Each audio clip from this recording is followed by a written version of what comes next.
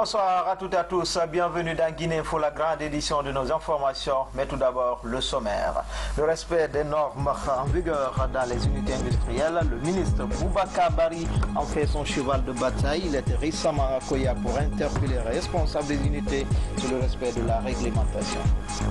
Et puis des chaises, des costumes et chemises pour les travailleurs de la RTG, c'est un geste de la Fondation Dielibadia bien polluée à la célébration de l'an 40 de la maison mère.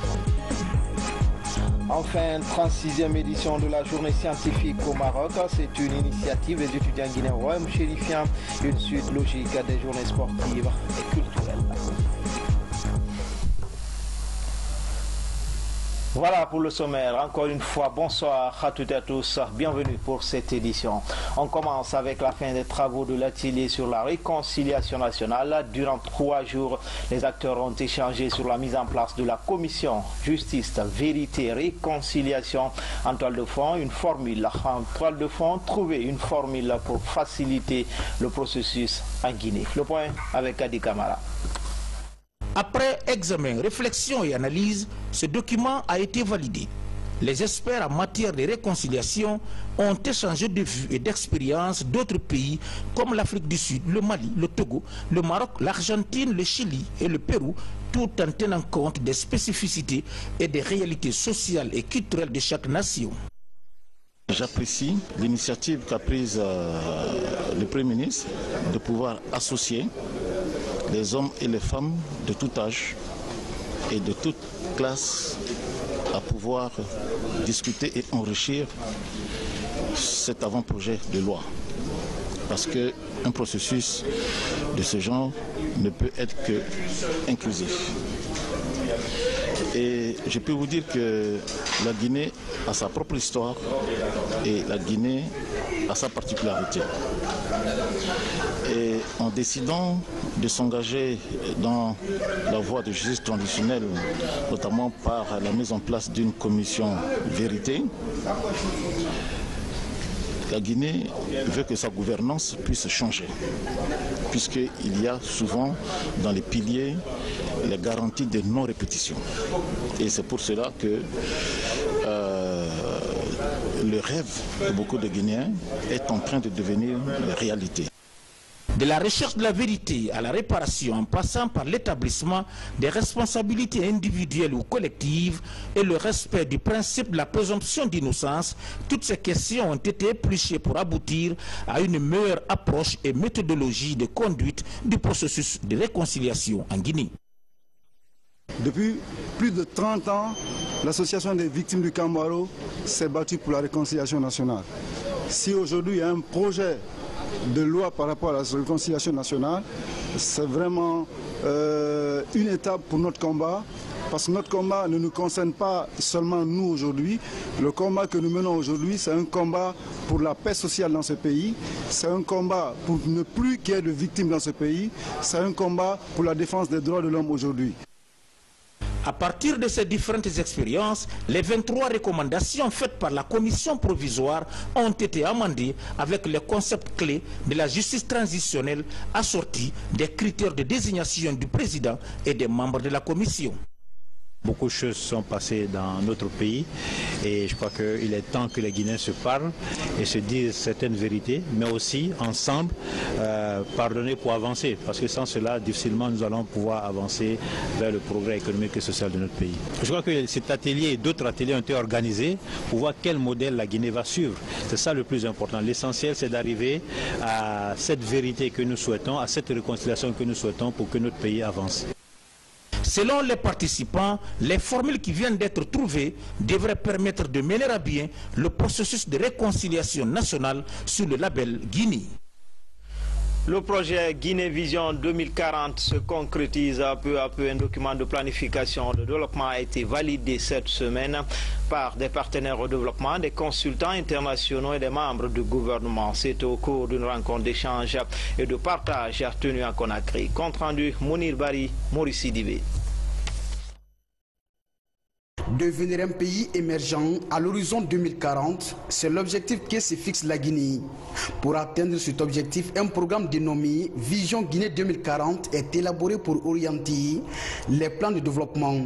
Au cours de cette rencontre, les partenaires techniques et financiers ont fait des recommandations aux autorités guinéennes pour améliorer le contenu du document. L'exercice d'élaboration de la vision a commencé par les enquêtes sur les aspirations des populations et les études rétrospectives. Elle s'est poursuivie par l'analyse structurelle, l'analyse des stratégies et des acteurs, la construction des scénarios, l'élaboration des options stratégiques et s'est achevée par la formulation de la vision et des mécanismes de mise en œuvre. Le renforcement des capacités institutionnelles, l'implication de toutes les couches socio-professionnelles, le renforcement du partenariat public-privé, l'assistance technique et financière sont entre autres les priorités des experts et les partenaires au développement. Dans sa quête d'émergence et d'un développement inclusif et durable. Ainsi, cet atelier a abouti avec satisfaction à la validation du rapport de l'étude nationale prospective. Je voudrais vous féliciter et vous assurer de ma totale confiance quant à la vulgarisation de cette vision à toutes les couches de la population entière, afin d'assurer l'implication de tous dans la mise en œuvre et la réalisation de cette vision. Sachez que la CEA, la Commission économique pour l'Afrique, se tiendra toujours aux côtés de la Guinée. Qu'on a obtenu aujourd'hui, Guinée Vision 2040, qui est vraiment le produit d'un travail scientifique, un travail participatif, et pour lequel toutes les populations guinéennes ont été interrogées pour savoir comment elles percevaient la situation passée de la Guinée, comment elles voyaient le présent et quelles étaient leurs aspirations d'avenir. Durant cette rencontre d'échange et de partage d'expériences, les participants se sont penchés sur ce document de validation qui servira de base pour l'élaboration des plans stratégiques de développement durable. Cette étude nationale prospective Guinée Vision 2040 a mobilisé les représentants du Fonds monétaire international, de la Banque mondiale, la Commission économique de l'Afrique, le PNUD, l'UNICEF et l'UNEP. Autre titre de l'actualité, le respect des normes en vigueur dans les unités industrielles. Le ministre Boubacar Bari en fait son cheval de bataille. Il a visité 4 usines dans la préfecture de Koya. Dans l'ensemble, le constat montre que ces unités travaillent dans l'esprit de la réglementation, mis à part quelques imperfections constatées chez le groupe Kaza. Reportage Abdul Karim Kamara. Elles sont 4 unités industrielles dans la sous-préfecture de Frigiadi, préfecture de Koya, à recevoir la visite du ministre de tutelle. Visite périodique en vue de s'enquérir du respect par ces unités des normes de production et d'environnement. Partout, il a été signifié aux entreprises de se mettre en conformité avec la réglementation en vigueur. S'agissant de la sécurité et la salubrité, des imperfections ont été constatées dans cette usine de fabrique de boissons XL. Pour ce qui concerne particulièrement l'usine Kazal, nous avions de sérieux problèmes d'assainissement et d'hygiène. Donc des recommandations avaient été formulées, donc je suis venu me rendre à l'évidence. Est-ce que les observations qui sont formulées par la Direction nationale de l'industrie ainsi que l'inspection générale ont commencé à être réalisées. Donc suite à cette visite, naturellement, j'ai fait des observations complémentaires et j'ai demandé à ce qu'il y ait un chronogramme de travail pour la mise à niveau de l'unité industrielle et au niveau hygiène et au niveau sécurité incendie. Après le constat du ministre, les responsables du groupe GIB ont conscience de leur retard dans le respect des normes. Ils comptent se rattraper au plus vite. Tous les constats qui ont été faits par le ministre sont justes. Et nous, dès que nous avons écouté M. le ministre, nous avons pris déjà l'engagement devant le ministre et le ministre que nous prenons toutes les dispositions pour que les recommandations qui ont été faites et suggérées soient améliorées le plus rapidement que possible. Dernière étape, le site industriel de Sanoya. Occupé jusque-là par une société chinoise, le domaine est complètement libéré. Cela fait suite à un décret du président de la République instruisant l'implantation sur le site d'une usine de montage de bus.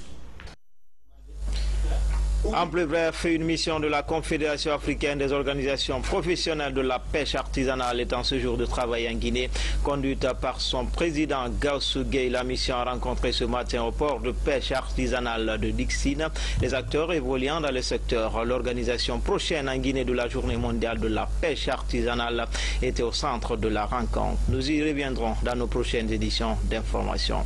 Tenue au gouvernorat de Conakry de la première session du Conseil de ville, elle était consacrée à la présentation, l'examen et le vote du budget 2017. La session a permis aux membres statutaires de discuter sur les préoccupations des populations de la capitale.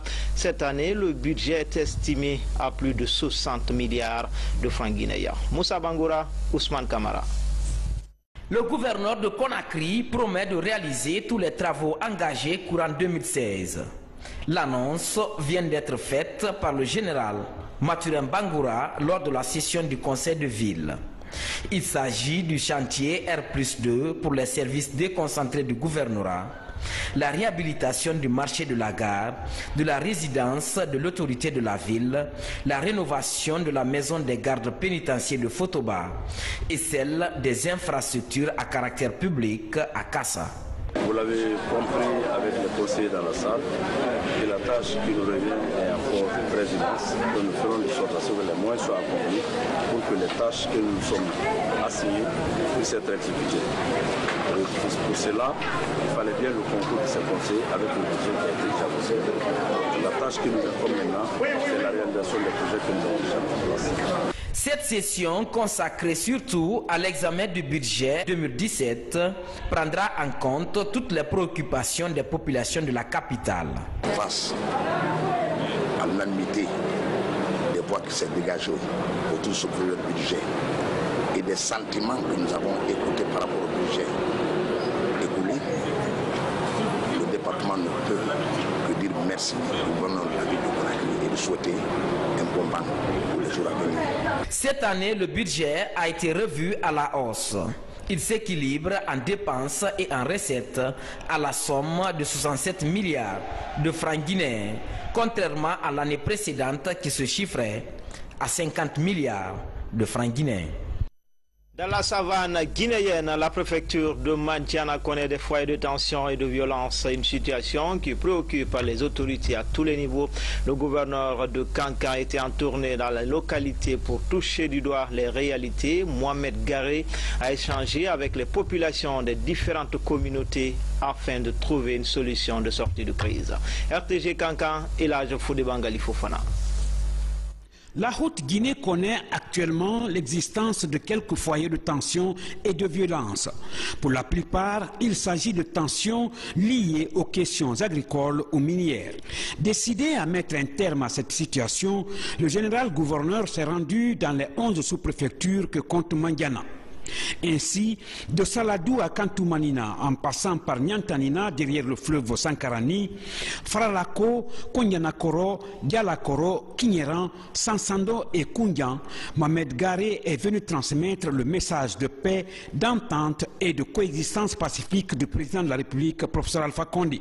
Tout ce qui est sous le sous-sol guinéen appartient au gouvernement, pas à un individu. Mais le gouvernement... La traite des Noirs et l'esclavage, une session de formation est organisée dans ce cadre à Conakry, une première en Guinée. L'objectif, réveiller la conscience de la nouvelle génération sur le trafic qu'a subi l'Afrique à partir du XVe siècle, mais également faire un plaidoyer pour que la Guinée intègre dans sa législation une loi déclarant ces faits comme crimes contre l'humanité. Explication, Komara Moussa. Conakry abrite un séminaire sur la traite négrière et l'esclavage. Objectif des initiateurs, intensifier les actions visant à présenter aux décideurs publics un plaidoyer en faveur de l'adoption d'une loi pour ces deux faits tragiques de l'histoire africaine, souvent qualifiés de crimes contre l'humanité. La Guinée est une fierté africaine. C'est un pays qui a toujours été là dans les grands combats pour la liberté, pour l'égalité, pour la justice. C'est un pays qui a été frappé souvent par l'histoire. Et récemment, il y a eu des événements dramatiques qui ont secoué ce pays, mais c'est un pays qui est encore porteur d'une espérance. Ce plaidoyer plaidoyer au niveau de nos gouvernants pour déclarer l'esclavage et la traite des Noirs comme crime contre l'humanité. L'histoire révèle que plus de 100 millions de nègres ont été déportés vers l'Amérique et d'autres continents de la planète. Dans ce trafic d'êtres humains, 15 millions de nègres ont perdu la vie selon le conférencier. Ce rendez-vous de Conakry veut susciter l'éveil de conscience de la nouvelle génération sur la question en vue de sortir le peuple africain de l'oubli. Le séminaire d'enseignement en mémoire a allumé une flamme de feu à moi parce que ça me fait rappel et ça ramène ma mémoire à mon origine, à ma source, à mon histoire véritablement, parce que notre histoire a été mal connue. Mais aujourd'hui, à travers ce séminaire, je fais une prise de conscience. Le ministère de la Culture et du Patrimoine historique soutient l'initiative et invite la jeunesse à s'investir dans la recherche. Nous pensons que la meilleure façon de sensibiliser et de faire connaître notre histoire, c'est d'abord de développer l'histoire, la recherche. Le Sénégal est le premier pays africain à adopter une loi sur la traite des Noirs et l'esclavage en 2010. La campagne va se poursuivre dans d'autres villes africaines pour pousser les gouvernants du continent à emboîter le pas.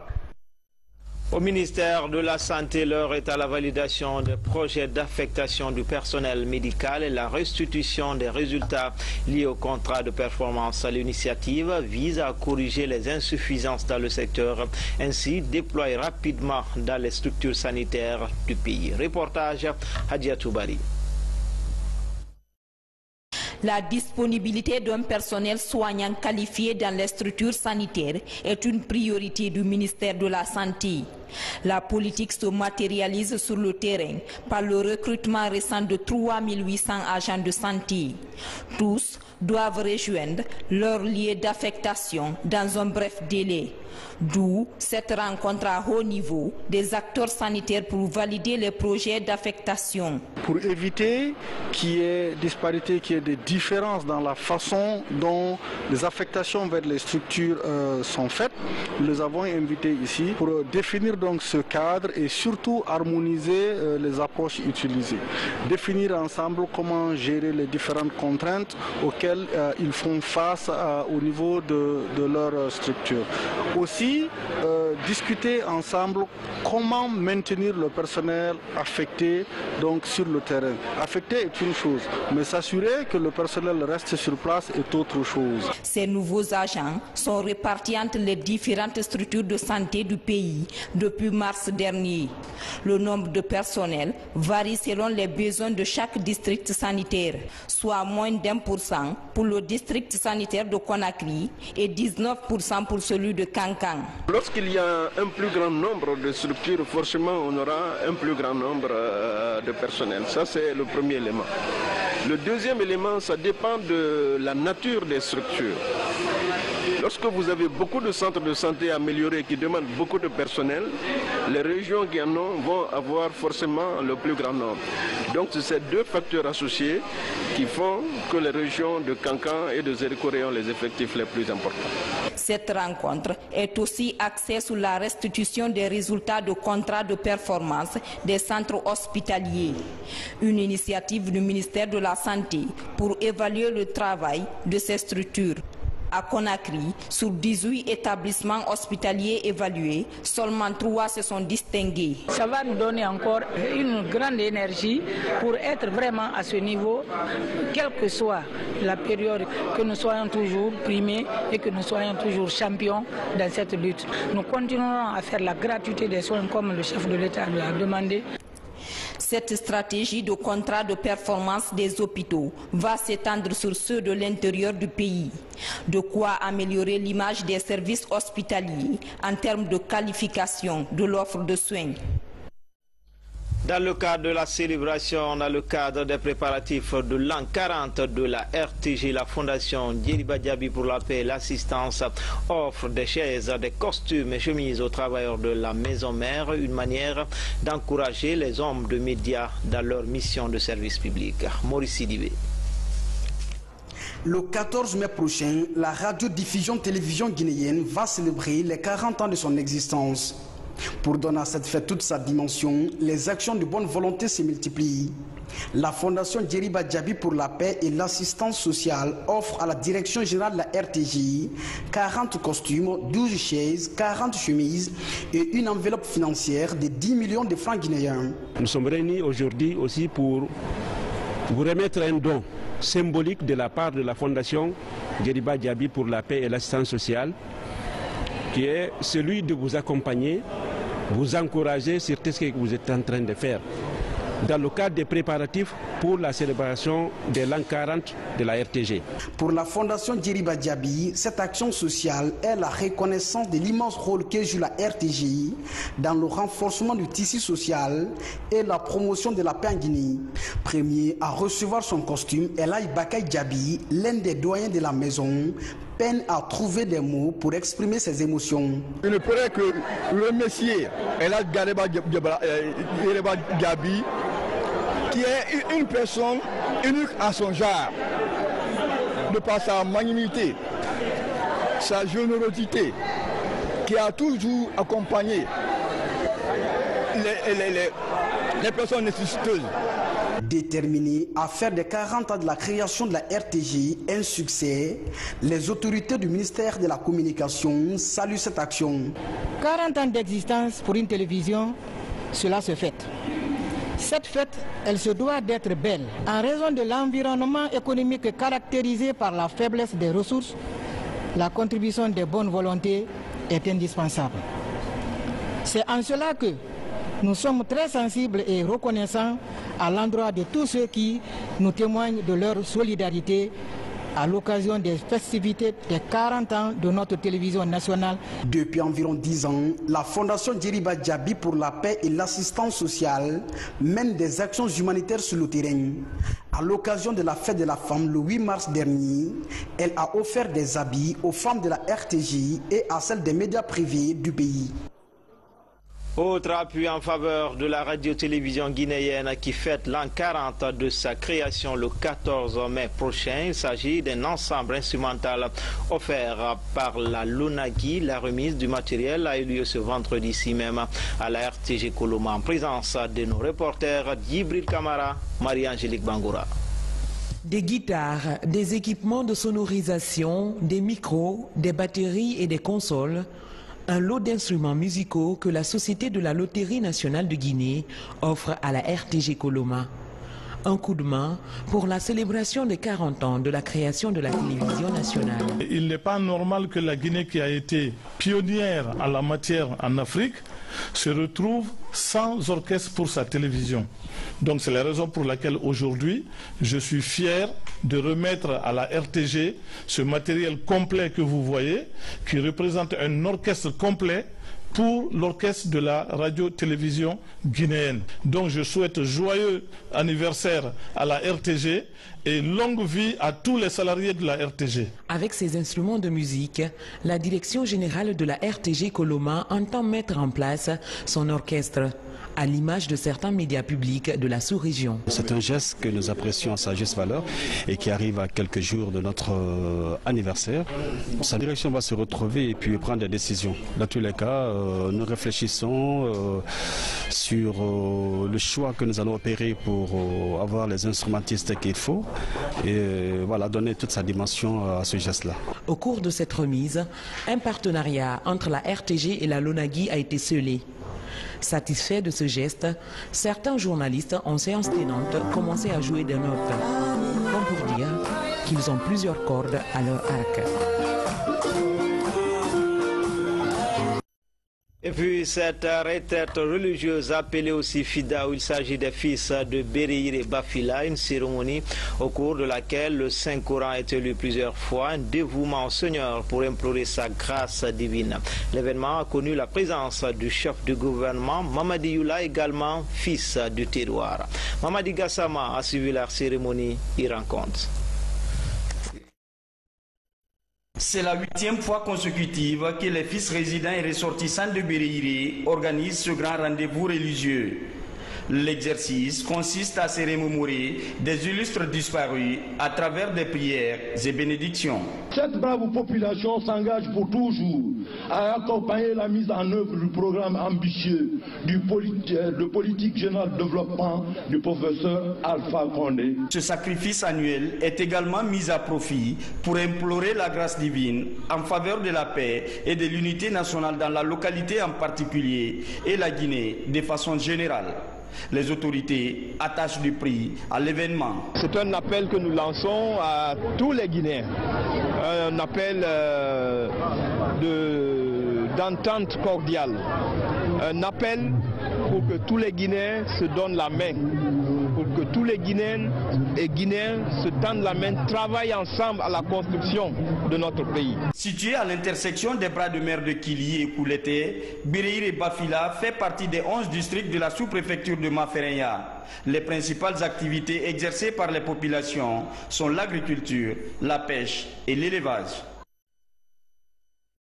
Dans le 140, c'est parti pour le 26e forum sous-régional des Dialonké à Datilia, venu du Sénégal, de la Sierra Leone et du Mali. Les fils Dialonké entendent renforcer la cohésion pour le rayonnement de leur communauté. Reportage à Farana, en Soumani Toumani Kamara. À 30 km de Faranaville, le district de Dantilia. C'est l'une des vieilles localités du pays Dialonké où la prospérité des fils est visible à travers des constructions modernes qui côtoient l'habitat des ancêtres. Cette année, Dantilia accueille le 26e forum sous-régional des Dialonké. Les invités sont venus de l'Europe, des 4 régions de la Guinée, des pays voisins comme le Mali, la Sierra Leone et le Sénégal qui est à sa toute première participation. Nous pensons que cette 26e édition va être un tournant pour nous, communauté Dialonké du Sénégal, justement pour établir justement cette passerelle entre la communauté Dialonké du Sénégal et le reste de la sous-région. Depuis 40 ans, je suis absent du pays. Alors, si cette organisation nous a pris le pied, alors nous devons nous assister, être un acteur aussi. Au menu de ce forum sous-régional et annuel de l'une des plus vieilles entités sociales de Guinée, le renforcement du bon climat de voisinage entre les Dialonké et les autres groupes sociaux des pays ouest-africains. Aussi, la collecte de fonds, l'évaluation des actions de développement communautaire en cours et la planification d'autres projets.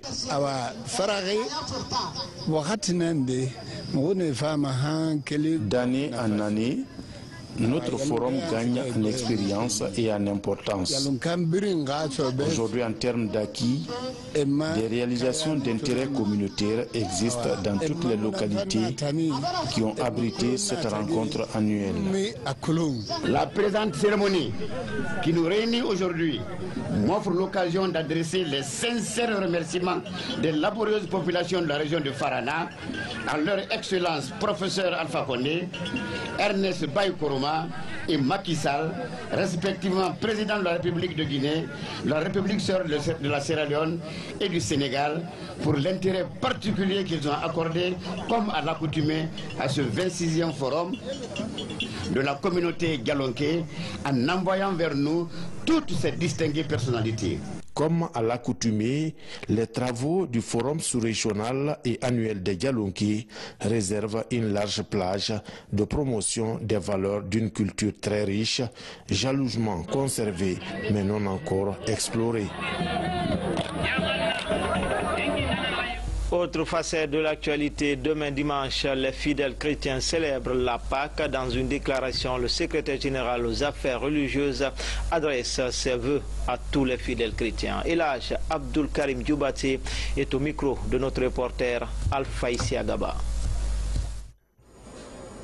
Fidèles chrétiennes et chrétiens de Guinée, chers compatriotes, à l'instar des autres chrétiens du monde entier, vous venez de faire 40 jours de carême, 40 jours de pénitence, de jeûne et de prière en souvenir des souffrances et de la mort du Seigneur et Sauveur Jésus-Christ pour le rachat des péchés de l'humanité.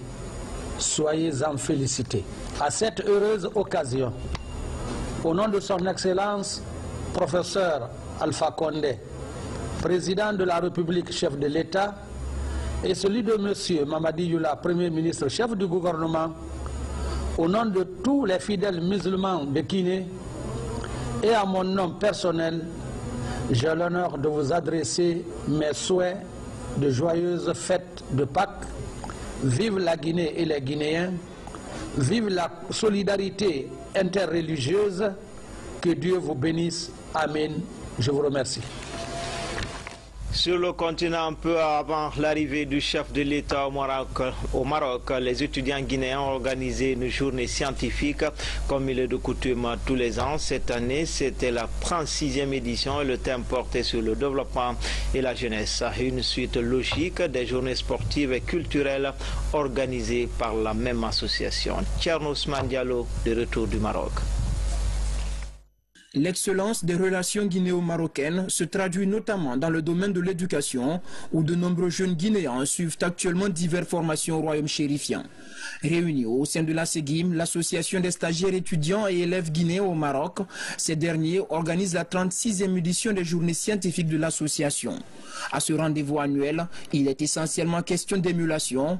Face à un jury, des étudiants venus de tout le royaume défendent les couleurs de leur ville dans divers types de concours à caractère intellectuel. C'est dans le but tout d'abord de faire en sorte que les étudiants s'habituent à la prise de parole en public, mais aussi à cultiver l'esprit de compétitivité qui va permettre à tous les étudiants d'avancer, d'avoir un niveau, mais c'est également le moment de partager des expériences très riches en activités. La journée scientifique de la SEGIM, c'est aussi un lieu d'échange et de débat. Et cette année, c'est un des conseillers du chef de l'État qui aborde avec les étudiants la question de l'implication des jeunes dans le développement socio-économique du pays. Spécialement invité pour développer ce thème d'actualité, Keïta Suleiman invite les étudiants à croire en leur potentiel pour devenir des acteurs du développement dans leur patrie. Le développement ne saurait se faire sans une véritable implication de la jeunesse, d'autant plus que la jeunesse constitue la base de tout développement. Cependant, cette jeunesse, à son niveau, a un certain nombre de rôles à jouer, notamment c'est d'accepter la formation, développer le sens du patriotisme et du civisme, et s'impliquer, accepter de s'impliquer et surtout retourner au pays à la fin des études parce que la Guinée a besoin de la compétence. Aujourd'hui, c'est un pays en chantier. J'ai aussi insisté sur le fait que les formations que les jeunes doivent acquérir soient en harmonie avec les besoins du développement du pays. Le président de la République a particulièrement mis en exergue la compétence de ceux qui ont été formés ici. Le ministre des Mines a étudié ici, le ministre du Budget a étudié ici. On a même des premiers ministres qui ont fait des stages ici. Donc ça, c'est pour les encourager, c'est des occasions que nous saisissons pour les encourager à bien étudier et surtout à bien nourrir la confiance et l'amitié qui existent entre nos deux pays. Et ils en sont la preuve parce que chaque année, le Maroc accorde 60 bourses à nos lauréats. Environ 1500 étudiants guinéens sont actuellement inscrits dans les institutions de formation au Maroc. Page culture, la tigresse des planchers Missia Saran de retour sur scène. La dédicace de son nouvel opus a eu lieu au pays de l'Oncle Sam, une dédicace qui a connu une forte mobilisation de ses admirateurs africains et américains. Notre correspondante à New York était de la partie. Voici son reportage. 5 ans après l'album Magicoma, Missia Saran Djoubate revient sur la scène musicale guinéenne et internationale dans sa besace, un double opus. Signo Djigouba, Indianamo. Dans ce double album, la tigresse des planchers parle de l'amour et du voisinage. La performance de Missia séduit les fans. Ils en sortent très satisfaits. Missia est revenue avec force. Ces deux albums sont très bien arrangés. Je demande à tout le monde d'acheter ces CD afin de soutenir l'artiste. Je ne regrette pas du tout le fait de venir à la dédicace de Missia Saran. La fête était très belle et grandiose. Que Dieu l'accompagne dans sa carrière. Enfin, cette bonne nouvelle pour le foot guinéen avec la qualification du seul représentant guinéen en compétition africaine, le Royal Athletic Club, qui est allé à Tanger arracher sa qualification pour les phases de poule de la Coupe de la CAF. C'était tout pour ce soir au compte de Guinée Info. Grand a été le plaisir pour moi de vous servir. Bonne fête de Pâques à tous les chrétiens du monde. À demain, Inch'Allah.